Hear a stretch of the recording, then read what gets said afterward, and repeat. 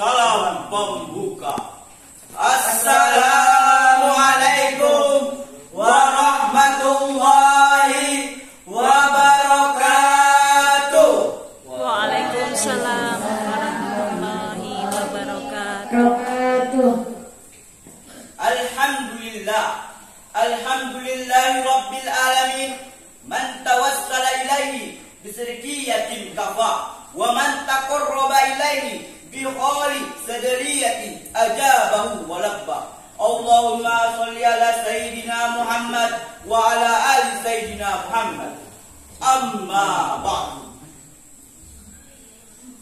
Segala puji bagi Allah, Tuhan semesta alam, yang telah menciptakan bumi tanpa pondasi, langit-langit tanpa tiang, planet-planet tanpa tali gantungan, serta luasnya lautan samudra tanpa semen cor-coran. Dan dialah Allah yang telah memberikan kita begitu banyak nikmat sampai-sampai tak terhitung jumlahnya. Bahkan ketika ada alat atau suatu organisasi yang ingin menciptakan alat untuk menghitung semua nikmat Allah, Allah berfirman, wa in ta'udu ni'matallahi la tuhsuha. Jikalau engkau ingin menghitung semua nikmatku, kata Allah, la tuhsuha, engkau tidak akan mampu.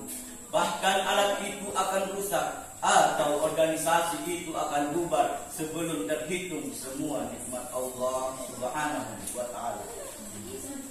Dan tak lupa juga kita kirimkan sholawat, berboncengkan salam, berasapkan iman, berbahan bakarkan Islam. Kita kirimkan kepada buah hati Siti Aminah, belahan jantung Siti Khadijah, parit panji kota Madinah, intan berlian dalam surga, singa padang pasir, pemberontak kaum musyrikin, pembela kaum muslimin, yakni baginda Nabiullah Muhammad sallallahu alaihi wasallam.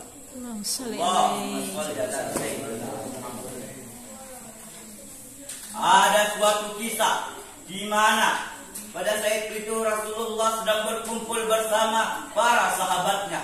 Lalu Rasulullah pun mengatakan, kalian mau tahu siapakah orang yang paling rugi dan paling kikir di dunia ini? Lalu mereka pun menjawab, apakah itu orang yang memiliki harta tapi dia tidak mau berbagi? Rasulullah pun menjawab, lah, bukan. Lalu mereka bertanya lagi, lalu siapa ya Rasulullah? Rasulullah pun menjawab, sesungguhnya orang yang paling rugi dan paling kikir di dunia ini adalah orang yang ketika mendengar namaku diucapkan, dia tak mau mengucapkan Allahumma sholli ala sayyidina Muhammad.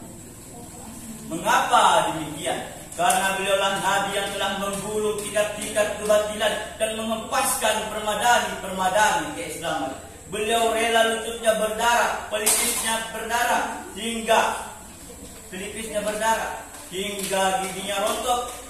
Beliau tetap rela dan tetap maju demi mengibarkan bendera yang berlafazkan La ilaha illallah, yang artinya tiada Tuhan selain Allah. Hadirin ma'asyiral muslimin wa muslimat rahimahumullah, Dewan Hakim yang kami hormati.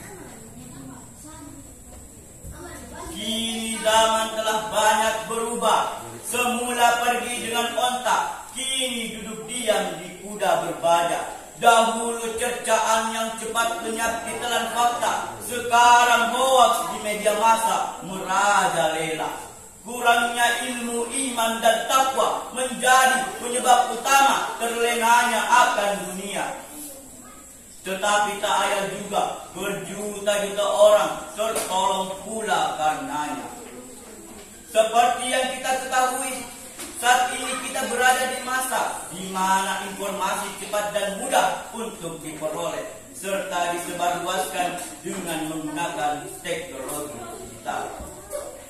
Hal ini telah membawa banyak sekali perubahan-perubahan yang baik sebagai dampak positif yang bisa digunakan dengan sebaik-baiknya.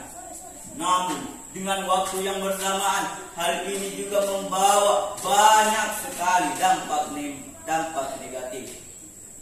Sehingga ini menjadi tantangan baru bagi kehidupan umat Islam. Tanpa kita sadari, masyarakat saat ini sangat bergantung akan penggunaan teknologi. Mulai dari menyapa tanpa berjumpa, berbicara tanpa suara, memuji tanpa kata, hingga bekerja tanpa memakan waktu yang lama. Era inilah yang disebut dengan era digital. Sehingga yang perlu kita ketahui bahwasanya memperbanyak ilmu, memperkuat iman dan takwa adalah hal yang sangat penting bagi kita semua. Sebelum kami lanjutkan, uraian pantun kami sisipkan. Jalan-jalan ke kota Makassar, jangan lupa membeli surat kabar. Bila ingin pahalanya besar, dengar penjara harus bersabar. Dewan Hakim yang kami muliakan, hadirin ma'asyiral muslimin wa musliman rahimakumullah. Sedang terjadi di mana-mana, masjid-masjid semakin makmur, lembaga-lembaga dakwah semakin menjamur. Pengajian sudah tidak lagi sebatas forum dan podium, namun sudah menggunakan media cetak maupun elektronika seperti sekarang ini. Alhamdulillah. Namun tantangan dakwah yang kita hadapi adalah masuk, menusuk dan merasuknya budaya-budaya barat terhadap jantung kehidupan umat Islam, terutama dalam media komunikasi. Ternyata menurut Frederick William dalam The Communication Revolution, di antara dampak media komunikasi dapat merubah kultur masyarakat. Kita tidak perlu khawatir kalau kulturnya mengarah kepada hal-hal yang positif. Tapi jujur kami katakan, masyarakat saat ini, terutama pada generasi-generasi muda, yang selalu mengarah kepada hal-hal yang negatif.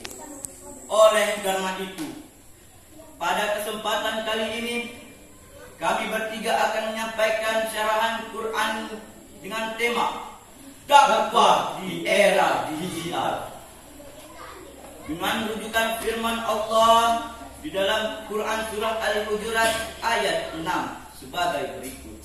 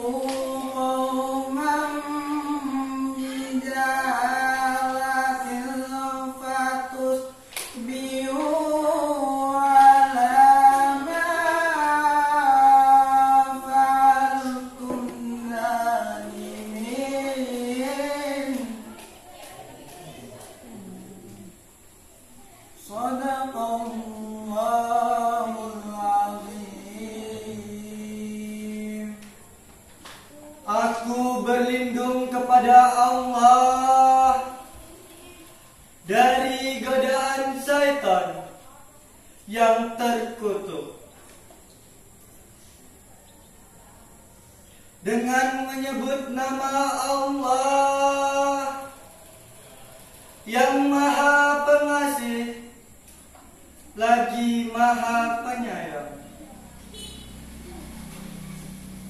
Wahai orang-orang yang beriman, jika seseorang fasik datang kepadamu membawa sebuah berita, maka telitilah kebenarannya, agar kamu tidak mencelakakan suatu kaum yang akhirnya kamu menyesali perbuatanmu itu. Maha benar Allah dengan segala firman-Nya.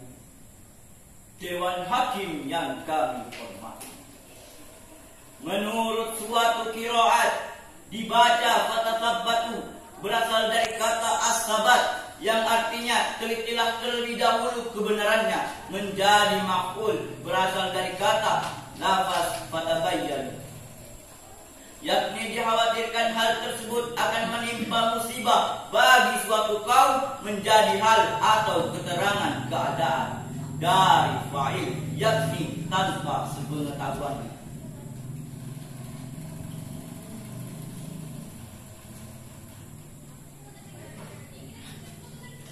Namun hadirin, tidak sedikit penyalahgunaan teknologi. Pembulian di media sosial semakin bertambah tinggi. Bahkan semakin banyak menikmati dan memviralkan berita-berita hoax di media saat ini. Jika umat Islam tidak berhati-hati dalam memilih informasi yang datang silih berganti, maka kesulitan mendeteksi informasi menjadi problematika yang meliputi kehidupan dewasa saat ini.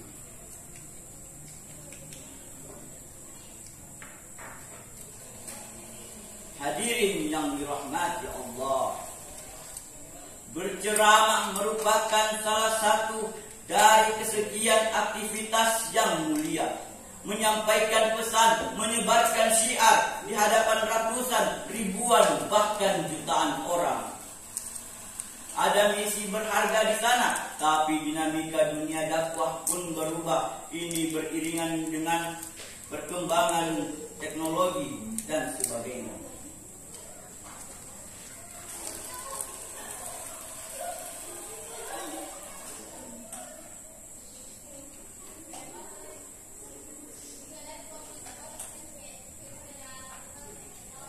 Iman tidak menjadi, jika iman tidak melekat,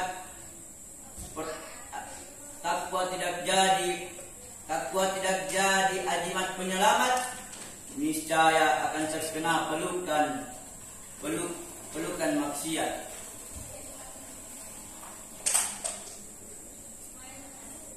Maka Allah akan melaknat dunia dan akhirat.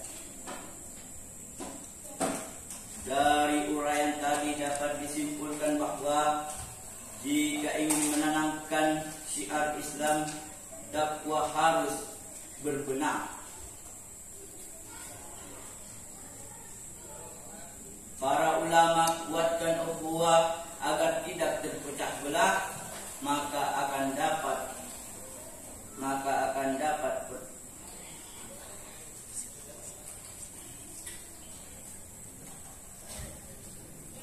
kurang lebihnya mohon dimaafkan. Ada pantun kami persembahkan. Bila ada pemuda yang sopan, jadi mantu dapat diandalkan. Bila ada khilaf dalam ucapan, mohon hadirin bisa memaafkan. Insyaallah. Assalamualaikum warahmatullahi wabarakatuh. Bagaimana pantunnya tadi terakhir? Ulangi dulu dong pantun terakhirnya. Pertamanya itu gimana? Jika ada pemuda yang sopan, jadi mantu bisa diandalkan. Jadi mantu bisa diandalkan. Tepuk tangan dulu untuk Raja kedua ya.